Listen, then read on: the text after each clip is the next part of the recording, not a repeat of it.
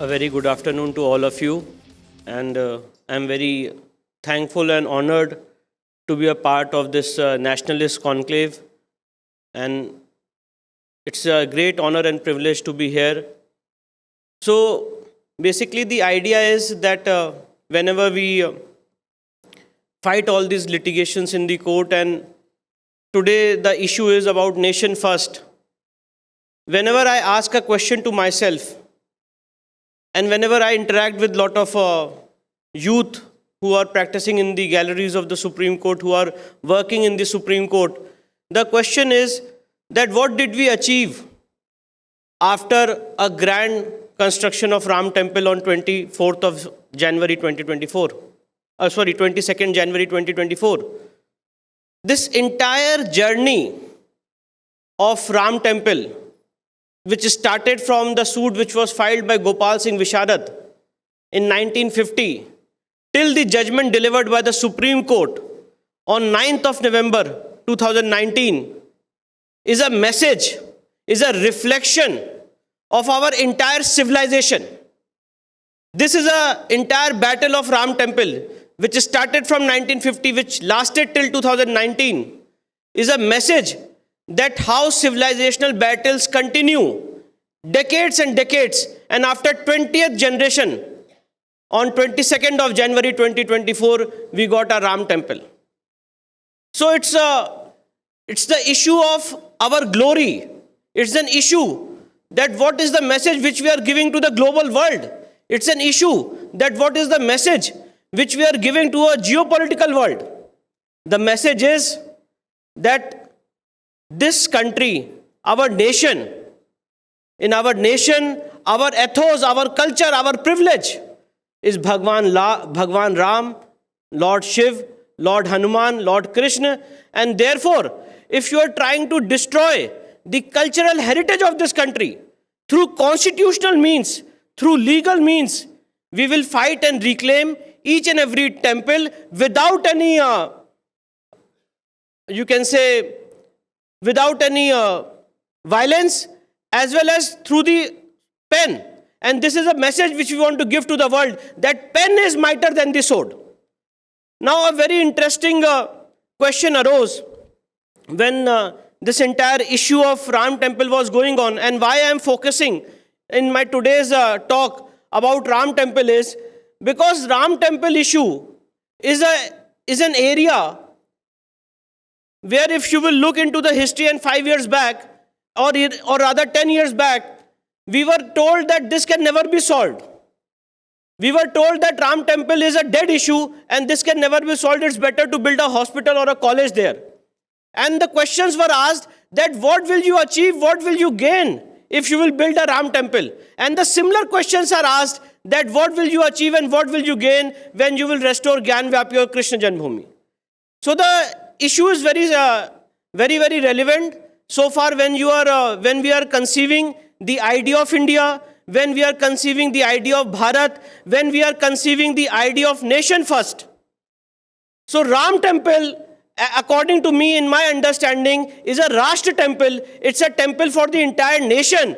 And the Maryada of Lord Ram, on which entire civilization is continuing, that has been re-established in November 2019 when the Supreme Court delivered its unanimous judgment. So a very interesting question arose during the hearing of the Supreme Court in Ram Temple case. And the issue was that the idols are not existing on the spot. The issue arose that there is no temple in the site in question. And at that point of time, my senior, Mr. Parasaran, and my senior, Mr. Harishankar Jain, they argued on first principles of Hindu law. And if you all would be well aware, there are 3 very authoritative books which are written on Hindu law. One by Mr. Gopal Chandra Shastri, the other is by Honorable Justice B.K. Mukherjee, as he then was a retired judge of the Supreme Court on Hindu law, as well as Mr. P.V. Karne has written Dharma Shastra in 7 volumes on Hindu law, and he has been awarded as Bharat Ratna for his work. In all these 3 books, there is a very precise, we can say, a justification and a very precise Shastric niyam which has been formulated after years of studies. And the formulation is that even if you break the idol, even if you destroy the idol, the existence of the deity continues on the spot. The deity keeps on existing on the spot in the question in invisible form. So suppose an invader in the past, in the fervor of his ideas, destroyed a temple, destroyed an idol. But the question is that you can destroy the idol, you can destroy the temple, but you cannot destroy the existence of the deity, and the generations and generations will continue and say that this is the spot on which Ram Lalla was Virajman, and please restore us. And this Ram temple, this entire journey is a message to the entire world that through constitutional means, through legal means, we can achieve what a civilization deserves. We all remember, we all know that when the debate was going on in Ram temple case, how in 1528 an invader demolished our temple. What was the vow, what was the qasam which was taken by the invader Babar? And in that vow he has demolished the temple. All those things which we all know. But the point, the legal issue which arose was that if the temple has been destroyed in the past, today, what are the means? How will we recover it? And therefore, a very interesting judgment was passed, and I think I can say it was a founding order which led to a final judgment in Ram temple case, was passed by Justice Sudhir Narayan of Allahabad High Court in 2002, wherein he directed the ASI survey of Ram temple. And I must clarify with lot of sense of responsibility today that आप जितने TV channels पे debate सुनते होंगे, देखते होंगे, a very fake message is being propagated that there is no finding in the Ram temple judgment that there was a temple which was existing in the past. The Supreme Court very categorically, I am saying, the Supreme Court in Ram temple case on 2021 SCC page 1 in Ram Mandir judgment has categorically held that the structure which was existing was a non-Islamic structure. The structure which was existing. During the excavation, during the ASI survey, Lord Hanuman was found, Shivling was found, 14 Kasauti ke pillars were found, and so many things which were resonating, which were part of old Hindu sculptures, old Hindu architecture was found during the excavation. And let me also tell you, if you all recollect, that at that point of time, there was lot of, you can say, lot of resistance. Therefore, the pits which were dug at that point of time were very limited pits. But during this recent development of Ram temple after 2019 judgment, more idols and more deities were recovered from the spot.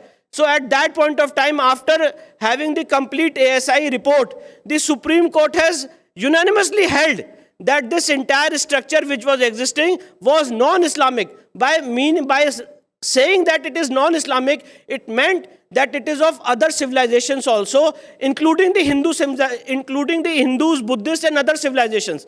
So just by saying that Ram temple, there is no finding of the Supreme Court that no pre-existing temple was destroyed is absolutely wrong. There is a very categorical judgment on this point, and therefore, the Honorable Supreme Court on 9th of November 2019 granted this particular order. One very important portion of law also has been developed, and finally, which has, by virtue of Article 141 of the Constitution, it has attained finality. That is, that the existence of the deity continues, and Hindu deity is a juristic entity, and it has a right to sue, and it can be sued. So these are very important portions of Ram temple judgment which was delivered by the Supreme Court. And with the idea of nation first, with the idea of a civilization, I was when I was having a conversation with my father, Shri Harishankar Jain ji, that and kindly see, this is such a beautiful issue which we all must understand as a civilization, that when Ram temple was destroyed in 1528, Was there any message given by our ancestors that you go and recover the temple? It's a smriti. It's a culture. It's a civilizational battle which continued for 20 generations. So many people sacrificed their lives. So many people sacrificed their lives for restoration of Ram temple. So many people could not see the construction of Bhavya Ram temple. But after 20th generation, we are the lucky ones, we are the fortunate ones that though the sacrifice which our ancestors gave, today we are seeing a Bhavya Ram temple which is existing at the site in question. And in the same manner, I understand that today in this conclave, we have a lot of intellectuals from the field of military, we have a lot of intellectuals from the field of geopolitical level, we have a lot of intellectuals from the field of academics.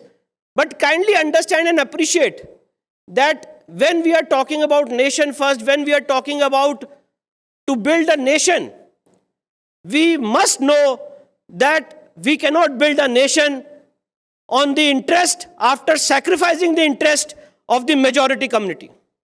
Today in our nation, such laws have been enacted in the past where the interest of the majority community is at stake. For example, the Places of Worship Act 1991. For example, the Waqf Act 1995, which has been, as of now, stayed by the Honorable Supreme Court. The matter was heard in the Honorable Supreme Court in the month of May, and the judgment had to be delivered so far as the interim order was concerned, but till date, the judgment has not been delivered.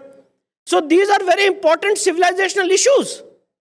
And I am very shocked, and as an officer of the court, as well as a soldier of the Supreme Court, I feel lot of pain when I see that in the Supreme Court, instead of having a large debate on these constitutional issues, one of our focus areas is that whether the retired Chief Justice of the Supreme Court has vacated the bungalow.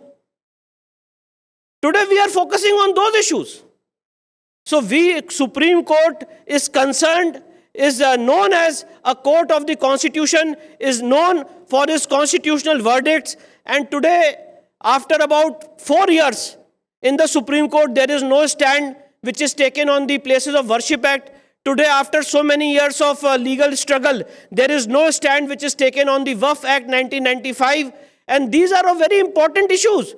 Today, before the Supreme Court, the National Commission of Minority Act is under challenge, under question. Today, before the Supreme Court, the members of the majority community are saying that within our national framework, against the principles of the Constitution, a majority community is getting violated on the basic principles of law. That has to be heard. Today, before the Supreme Court, we are saying that the shivling which is existing in Gyan Vyapi, that is a shivling, that is a shivling, that is a shivling. It is not a fountain, it is not a fountain, it is not a fountain. We are asking, see, on 16th of May 2022, on Buddha Purnima, on Monday, we found the shivling. And at that point of time, immediately the Civil Judge Senior Division had sealed that area. And why I am raising this issue of shivling in Gyan Vyapi? Because this is the root of this entire civilization. We cannot imagine a nation without a Gyan Vyapi. We cannot imagine a nation without a Krishna Janmabhoomi. We cannot imagine a nation without Bhoshala. We cannot imagine a nation without our temples. We cannot imagine a nation without the Hindu civilization. This entire nation will not be a nation, will not be secular if Hindus are not in majority. This nation is only secular because Hindus are in majority. And that's why I'm raising this issue on this before this August gathering on the issue of Gyan Vyapi and the shivling. On 16th of May 2022, we found the shivling in the Gyan Vyapi. And it is not that we just said that it's a shivling. We confirmed it, we believed on our conviction, and we said it's a shivling. The Honorable Civil Judge Senior Division sealed that shivling on the same day, on 16th of May 2022. Therefore, the matter traveled to the Supreme Court directly. From the order of Civil Judge, directly the matter traveled to the Supreme Court. My Lord Honorable Justice D.Y. Chandrachud, as he then was, on first time in the Indian legal history, the order of Civil Judge Senior Division was subsumed in the order of the Supreme Court, and the Supreme Court said that that area will be kept sealed. After that, we said that let the shivling be excavated without even touching it. There can be an ASI survey of the shivling. Therefore, we can know that whether it's a shivling or a fountain. The Allahabad High Court gave a landmark verdict so far as the ASI survey of the shivling area was concerned, and that judgment was ultimately stayed by the Supreme Court of 19th of May 2023. And till date, despite repeated requests, despite repeated applications, that issue of ASI survey of shivling is still stayed by the Supreme Court. So the question is that today we have punished Nupur. But the question is that the question which was raised at that point of time, and the entire country was in a debate that whether it's a shivling or a fountain, you must be shocked to know that which were the persons who approached the Supreme Court.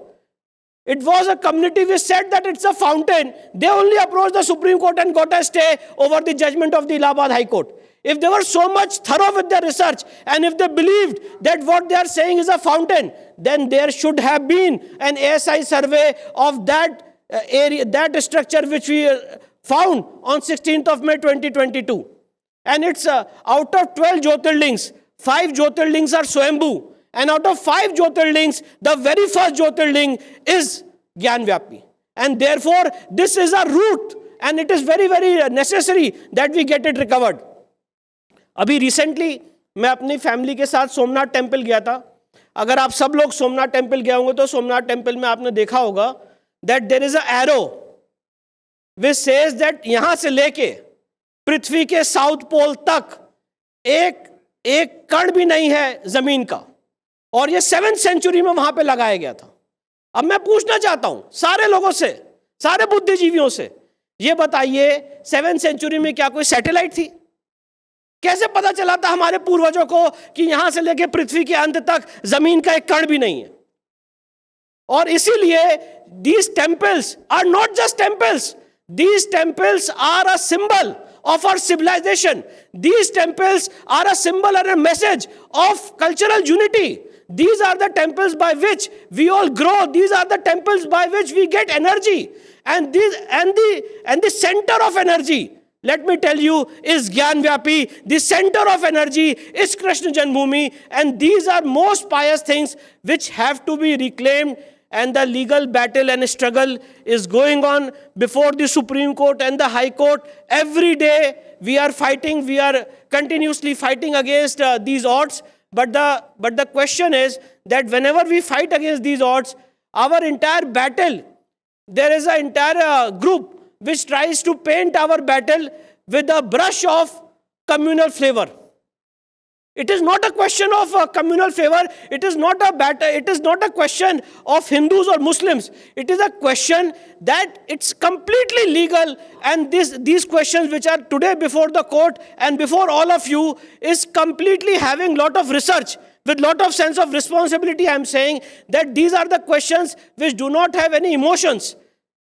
So far as court of law is concerned, these are the questions which are pending in the court of law, has lot of research, Shastric research it has historical research, it has documentary evidences, it has oral evidences, it has archaeological survey of India evidences, and therefore, so far as Gyanvapi Bhojshala is concerned, in these two sites, through detailed archaeological survey, in Gyanvapi the ASI report was of 90 days, and on Republic only on the first time the ASI report was broken with Mr. Arnab Goswami. He had broken that report as to what are the conclusions of the ASI so far as the Gyanvapi is concerned. In Bhojshala, after 99 days of survey, a categorical report has come. And let me tell you, the report of Bhojshala and Gyanvapi, so far as principles of law are concerned, so far as academic interest is concerned, is better than the report which was given in Ram Temple. So therefore, it has lot of research, it has lot of meaning to it. And when we are conceiving about an idea of Bharat, when we are conceiving about an idea of India, it is very, very important that we talk about the discrepancies, we talk about the discrimination which is there in the law, which is existing as on today. And therefore, I mentioned certain acts of parliament which are still existing, which are still there in the statute books. We must be aware of our rights, our issues. And the last issue which I want to flag, and then I will rest my conversation is, please, I request all of you that please have a look, and as a society, we must all think about the Pakistani refugees who have come, Pakistani Hindu refugees who have come from Pakistan. Some of them are staying in shelter homes in Majnu Ka Tila. Some of them are staying in shelter homes in various parts of the country.